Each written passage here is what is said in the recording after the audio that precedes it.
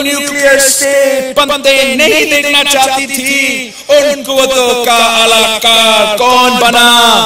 ये 9 सितारे कहां से आए थे? जियाउल हक ने न्यूक्लियर प्रोग्राम के बानी को किसके इशारे पे हटाया? तारीख के आखिरी फैसले में गद्दार कौन होगा? क्या वो गद्दार था जिसने आईन दिया, या वो गद्दार था जिसने आईन तोड़ा? क्या वो गद्दार था जिसने मुल्क की सलामती के लिए अपनी जान दे दी? या वो गद्दार था जिसने मुल्क की मफाद को इतना सस्ता बेच दिया कि हम आज तक उनके फैलाई हुई बरूद और जहर में सांस लेने पर मजबूर हैं? इसलिए मैं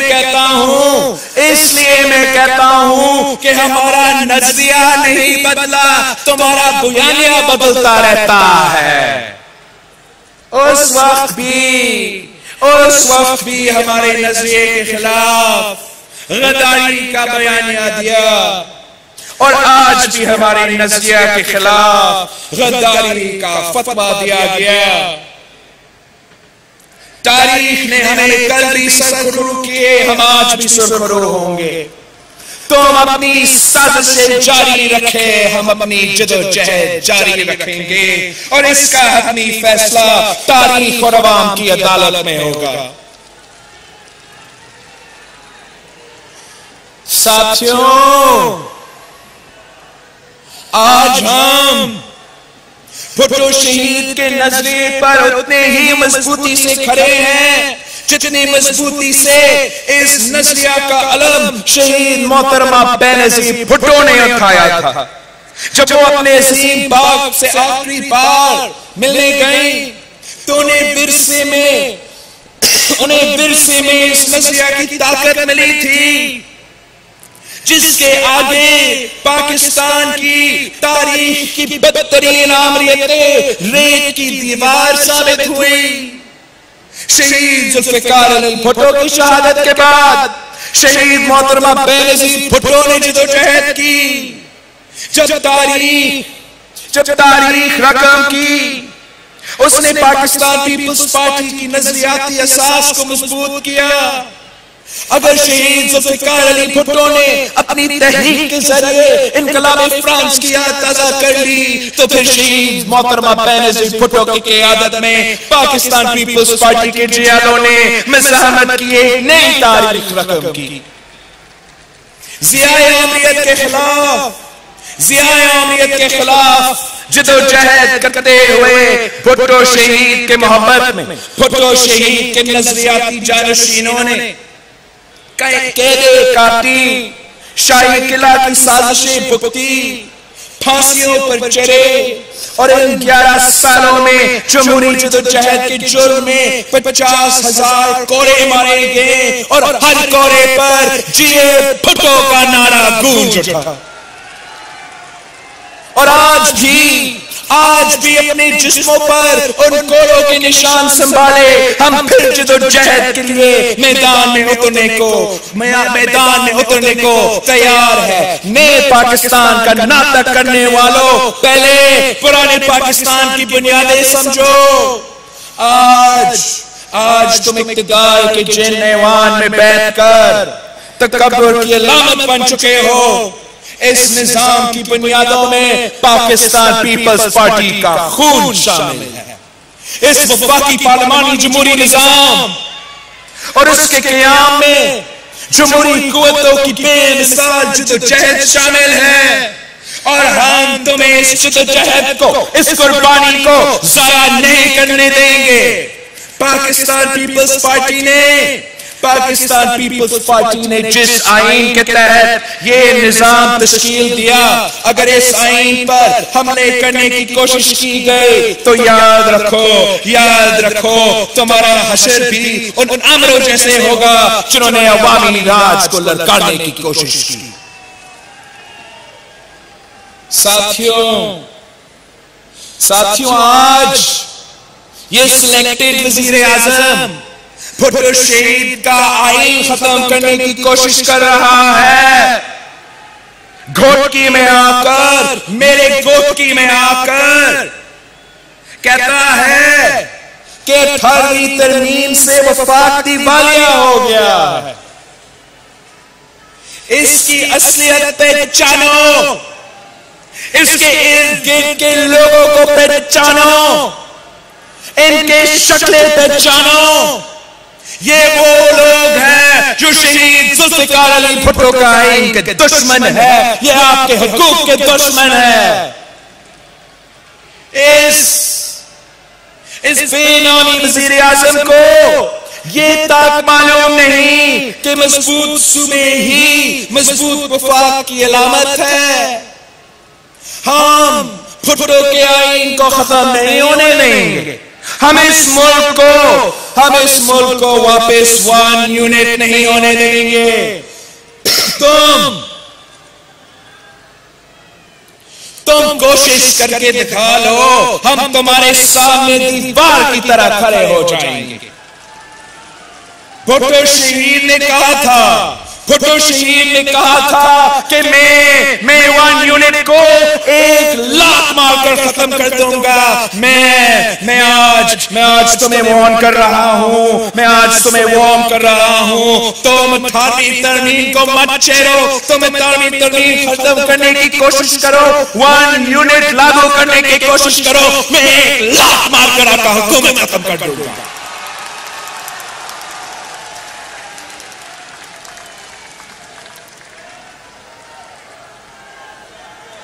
साथियों, खान घोटकी आकर कहता है, खान सिंध का नमक खाकर कहता है उसे सिंध की जरूरत नहीं, तुझे सिंध की जरूरत नहीं। तुम कौन हो कठपुतली? सिंध को तुम्हारी जरूरत नहीं।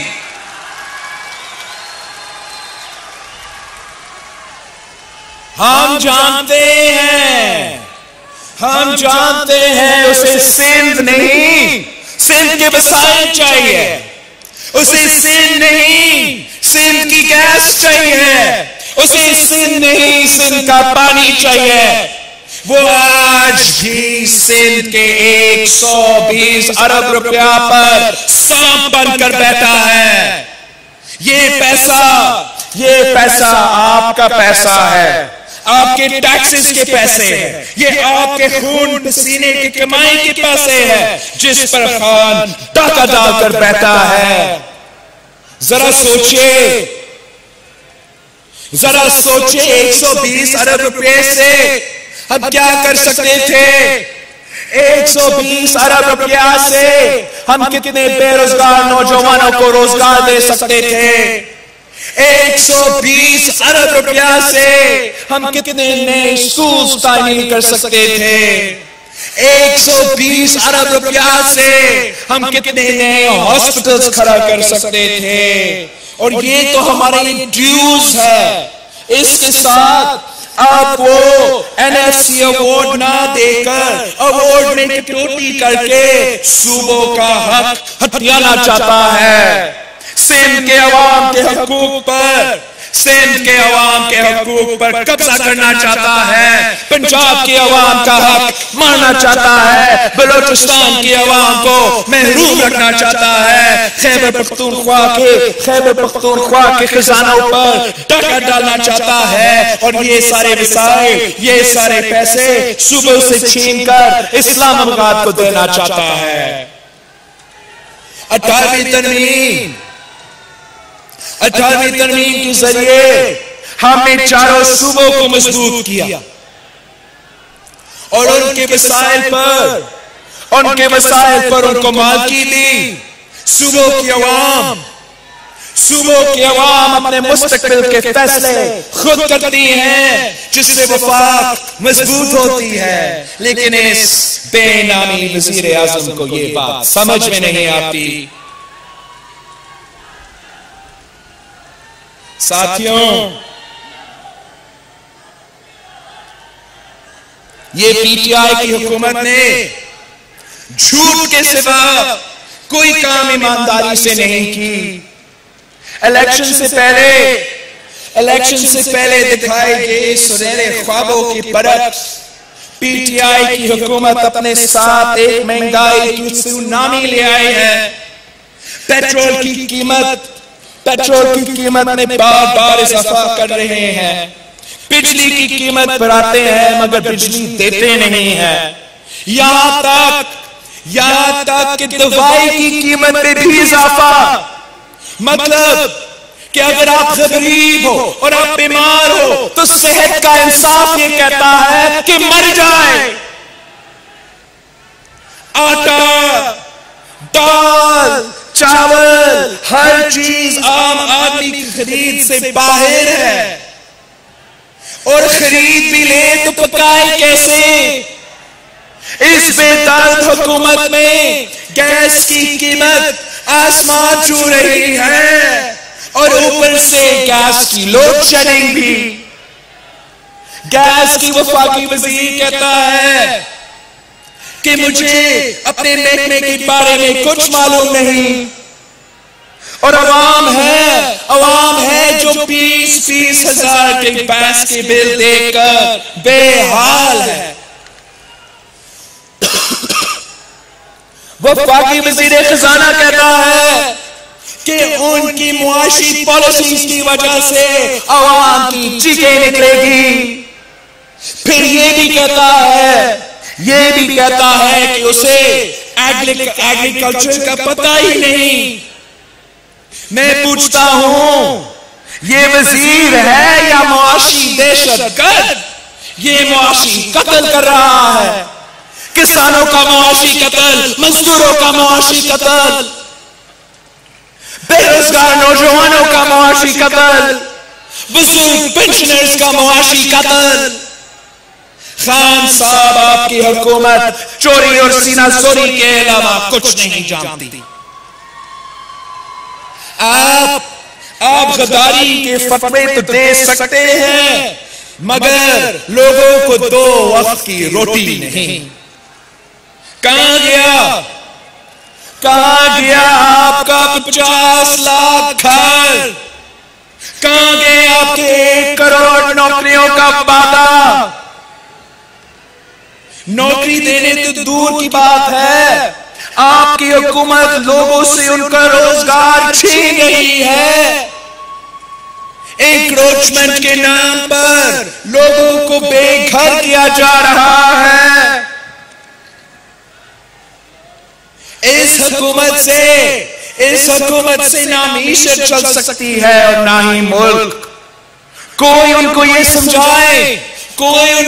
समझाए कि मईशत चंदा से नहीं, सियासत गाली से नहीं, हुकूमत चाबी से नहीं और मुल्क जादू से नहीं चलता। और जब हम हुकूमत को इसकी कमजोरियां, इसकी झूठ, इसकी मुनाफिकत, इसकी धांधली आईने में दिखाते हैं, इनको इनका असल चेहरा दिखाते हैं तो हमें डराने के लिए नाबगर्दी शुरू हो जाता है। साथियों, आपने बेनामी अकाउंट्स केस के हवाले से बहुत से किस्से सुने होंगे और ये सिर्फ किस्से ही है, सिर्फ बातें हैं, सिर्फ इल्जामात हैं और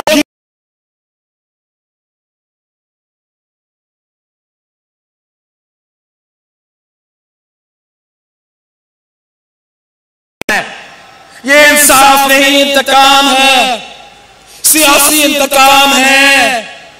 ये एहतसाब नहीं, पॉलिटिकल इंजीनियरिंग है। 6 महीने केस चलने के बावजूद मुझे तो किसी कोर्ट के सामने अपना मौक़िफ़ देने का मौका ही नहीं मिला। मुझ पर वो इल्जाम है जबकि मैं 1 साल का था। और मुअज़्ज़िज़ अदालत भी ये जानती है कि केसेस छूटे हैं, तभी तो आला अदलिया के चीफ जस्टिस ने कहा कि मेरे नाम इस रिपोर्ट में गलत शामिल किया गया और JIT को हुक्म दिया कि मेरा नाम इस रिपोर्ट से निकाला जाए। लेकिन तहरीरी फैसले में इसका कोई जिक्र नहीं। हत्ता के साबिक फाजिल चीफ जस्टिस साहब ने ISI के रुकन से सख्ती से पूछा कि इसके कहने पर और प्रेशर में बिलावल भुट्टो ज़रदारी का नाम डाला गया। मगर अफसोस के दर्जनों वकला और मीडिया की मौजूदगी में सुनाया गया फैसला बदल दिया गया। खुली अदालत में सुनाया गया फैसला कुछ और था और जब तहरीरी फैसला आया तो कुछ और फिर जब आखिरकार पहली बार मुझे अदालत पेश होने का मौका मिला तो मुझे सिर्फ 3 मिनट सुना जाता है और बड़ी आसानी से कहा जाता है कि ऐसा तो कहा ही नहीं गया। मैं अपने काबिले एहतराम जज साहिबान से सिर्फ इतना गुजारिश करूंगा कि उस दिन की ट्रांसक्रिप्ट मंगवा ले, टेप सुन ले, आपको खुद हकीकत का पता चला जाएगा। दूसरी बात ये कि ये केस 184(3) के तहत इंसानी हकूक का केस कैसे बन गया। मुआज़िज़ सुप्रीम कोर्ट की वो ताकत जो सिर्फ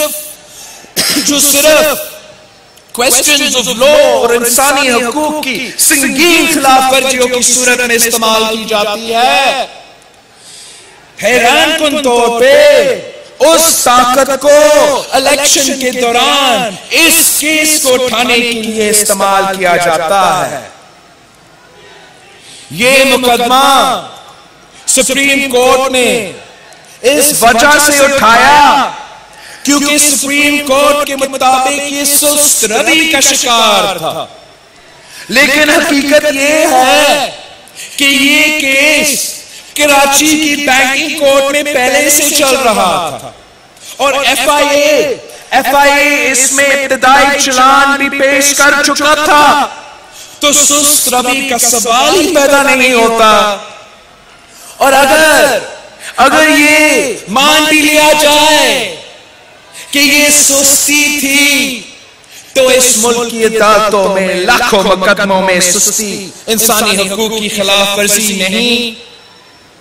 क्या शहीद जुल्फ़िकार अली भुट्टो का केस 40 साल बाद भी सुस्त रवि का शिकार नहीं है?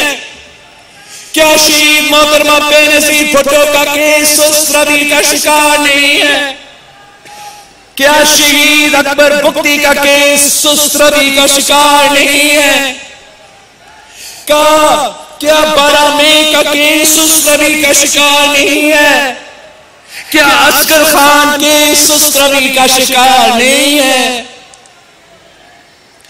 क्या आईन तोड़ने पर गद्दार मुशर्रफ के खिलाफ मुकदमा सुस्त रवि का शिकार नहीं है?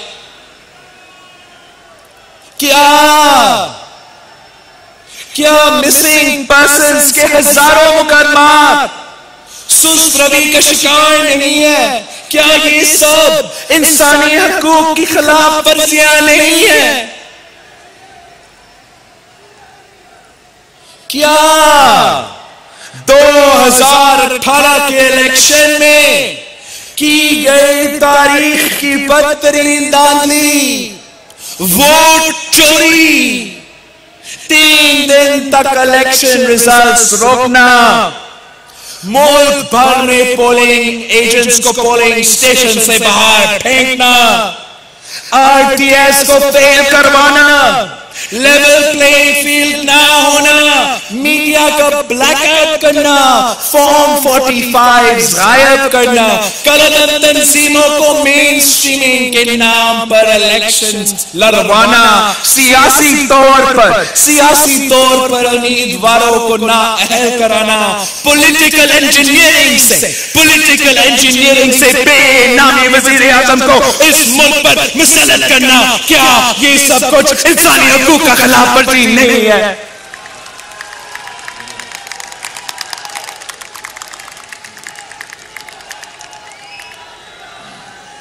और फिर एक और अजीब बात, हमारा केस को पिंडी में शिफ्ट कर रहे हैं। आखिर क्या वजह है कि इस केस को पिंडी में चलाने का हुक्म दिया गया, गैर कानूनी हुक्म दिया गया? जब मामला सिंध का है, जब तहकीकात सिंध में हो रही है, जब फरीक सिंध से है, तो फिर पिंडी में क्यों? आखिर पिंडी में ऐसा क्या है? जबकि कानून में इस बात की कोई गुंजाइश नहीं कि एक बार फिर पिंडी में हमारे लिए करबला बर्पा किया जा रहा है। इंसाफ के तकाजे पूरे करने के लिए हर केस में JIT क्यों नहीं बनती? अगर मेरे नाश्ते पर JIT बन सकती है, तो फिर दहशतगर्दी पर क्यों नहीं? तारीखी दांगी पर क्यों नहीं? वोट चोरी पर क्यों नहीं? बेनामी वजीर आजम पर क्यों नहीं? साथियों, हमारा कस्टोडियन ऑफ द हाउस को, स्पीकर सिंध असेंबली को, वो असेंबली जिसने करार पाकिस्तान पास की, झूठे केसेस में इस्लामाबाद से गिरफ्तार किया जाता है, उसकी बीवी और बच्चे को 8 घंटे तक यरगमाल रखा जाता है, चादर और 4 दीवारी को पामाल करते हैं। हमारे हैदराबाद से ताल्लुक रखने वाले MPs के पीछे पड़े हुए हैं। वो नहीं चाहते कि बार बार इलेक्शन जीतने वाले MPs अपने अवाम का खिदमत करें। अवामी नुमाइंदों को उनका हक, उनकी जमानत नहीं मिल रही, और दहशतगर्दों को NRO। मैं ये नहीं कहता कि एहतसाब मत करो, मैं ये भी नहीं कहता कि मेरा एहतसाब मत करो, मैं सिर्फ ये कहता हूं कि एहतसाब के नाम पर इंतकाम मत करो। मैं कहता हूं एहतसाब के नाम पर कौम को बेवकूफ बनाने की कोशिश मत करो। मैं कहता हूं एहतसाब के नाम पर पॉलिटिकल इंजीनियरिंग मत करो। मैं कहता हूं एहतसाब के नाम पर अपने खुद के गुनाह मत छुपाओ। और मेरे ये बातें इस हुकूमत को बर्दाश्त नहीं होती। जब मैं पूछता हूं कि नेशनल एक्शन प्लान पर अमल क्यों नहीं हो रहा, जब मैं पूछता हूं कि वफाकी वजीरों के गलत तंजीमों से राब्ते और रिश्ते क्यों है, जब मैं पूछता हूं कि सियासतदानों को जेल में और दहशतगर्दों को रेस्ट हाउसेस में क्यों रखा जाता है, तो मुझे मुल्क दुश्मन करार देने की तहरीक शुरू की जाती है। मैं पूछता हूं कि क्या मुल्क दुश्मन मैं हूं या वो वजीर है जो दहशतगर्दों को गोद में बैठकर बैठे हैं। मैंने इन 3 वजीरों को हटाने का मुतालबा किया, मगर खान ने उन 3 वजीरों को तो नहीं निकाला, उल्टा एक ऐसा शख्स को वजीर बना दिया जिस पर डैनियल पर्ल से लेके शहीद मोहतरमा बेनजीर भुट्टो तक दहशतगर्दी की साजिशों में मुलव्वस होने का इल्जाम है। ये हुकूमत ये सब कुछ करके क्या पैगाम देना चाहते हैं? ये किस किस्म की हुकूमत है? ये किस किस्म की बुज़दिल वज़ीर आज़म है जो ना मोदी के खिलाफ बात करता, ना कलदन तंजीमों के खिलाफ बात करता, ना दहशतगर्दों के खिलाफ बात करता, मगर ऑपोजिशन के लिए बड़ा शेर बना हुआ फिरता है। साथियों, पाकिस्तान पीपल्स पार्टी ने हमेशा इंसाफ की उम्मीद रखी तो अदालत से रखी।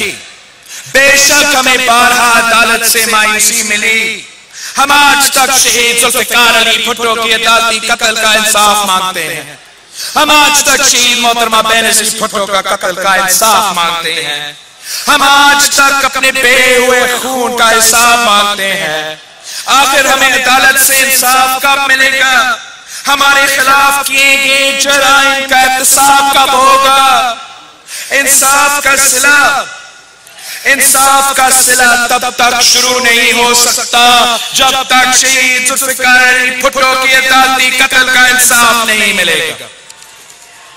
हमारे निज़ाम अदल को अपने अंदर जगना होगा, अपनी इस्लाह करनी होगी, अपनी गलतियों को सुधराना होगा। भुट्टो शहीद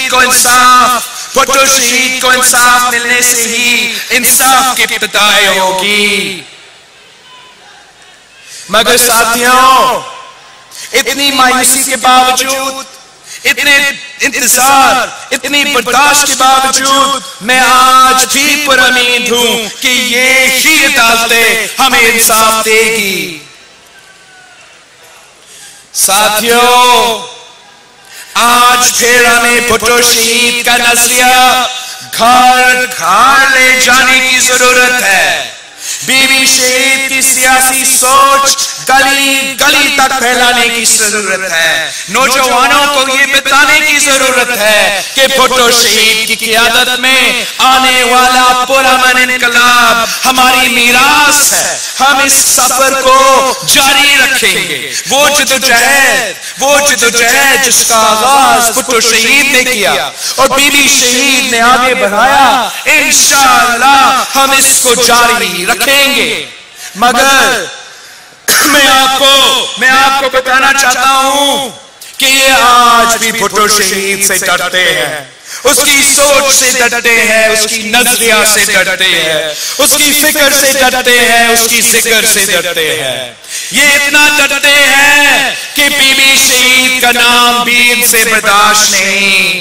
बीबी शहीद बेनजीर इनकम सपोर्ट प्रोग्राम से बीबी शहीद का नाम निकालने की साजिश हो रही है। दरअसल इस प्रोग्राम को ही बंद करना चाहते हैं। मैं ये बता दूं कि बेनजीर भुट्टो एक नाम नहीं, बेनजीर भुट्टो एक अज़म है। ये अज़म है गरीबों की मालकी की, ये अज़म है औरतों की फलाह की, ये अज़म है पाकिस्तान की तरक्की की। उसको मिटा सको ये तुम में दम नहीं।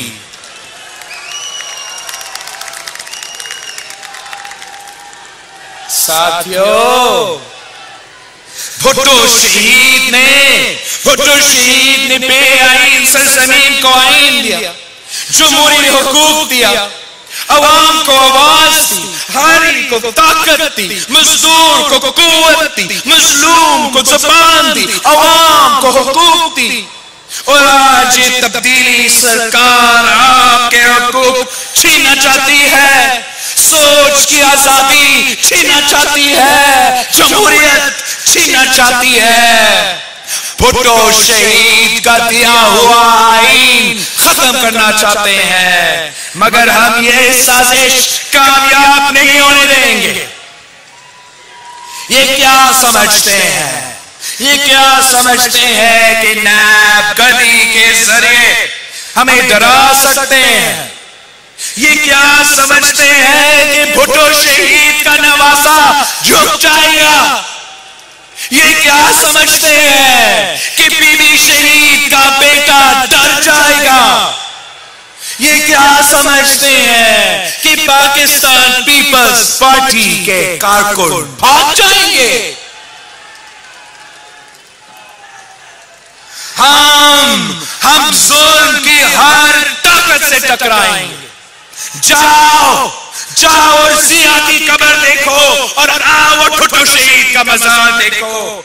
मुंह छुपता हुआ मुशर्रफ भी देखो और शहीद मोहतरमा बेनजीर भुट्टो की तले।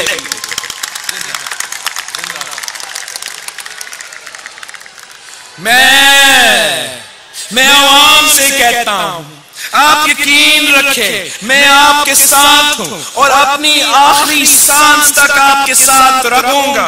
हम साथ मिलकर जद्दोजहद करेंगे, हम साथ मिलकर लड़ेंगे और शहीद जुल्फ़िकार अली भुट्टो का नाम कबल मिशन को पूरा करेंगे। शहीद मोहतरमा बेनजीर भुट्टो का अंदरूरा मिशन पूरा करेंगे। मैं शहीदों की इस सरजमीन पर खड़ा होकर आपसे वादा करता हूं, मेरी जिंदगी आपका अमानत है और इस जिंदगी में आपका भाई, आपका बेटा, आपका दोस्त कभी आपको मायूस नहीं करेगा। हमने इस मिट्टी पर वारे भुट्टो है, हमने इस मिट्टी पर वारे भुट्टो है, तितली जुगनू चांद सितारे भुट्टो है। जितने हैं किरदार हमारे भुट्टो हैं, सबसे आगे हो या सबसे पीछे हो, जिस तरतीब में हम हैं सारे भुट्टो हैं। दुख के